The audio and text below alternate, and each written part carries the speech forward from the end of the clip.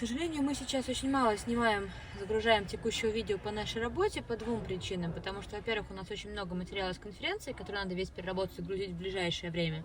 А во-вторых, потому что, ну, смотрите предыдущий ролик, да, я нахожусь в полях.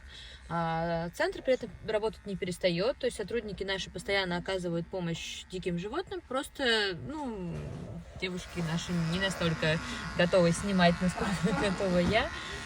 Вот, но сейчас вот они сняли небольшой видеоролик про очередную янтовидную собаку с чесоткой. Вот вы можете видеть, как весело перебирал ножками селочный клещик.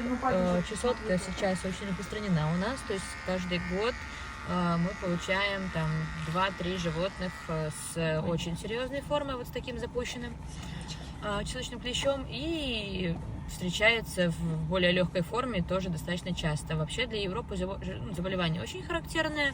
У нас последние вот года 3 массово встречается, может быть даже 4.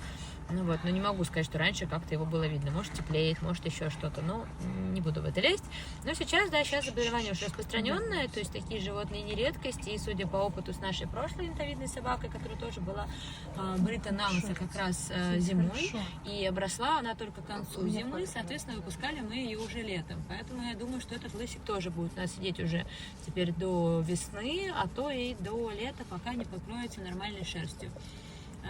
Вы видите, что собачка достаточно грустненькая, связано с тем, что клещи, естественно, питаясь от собачки, ее ослабляют, у нее и иммунная система падает, и уже бактериальные инфекции вторично начинают развиваться, и, в принципе, она получает мало питательных веществ, они из нее все высасывают, они просто как бы, ну, высасывают ее заживо.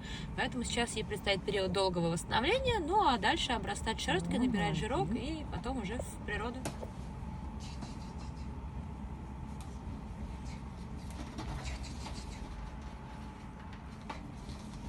Ну все.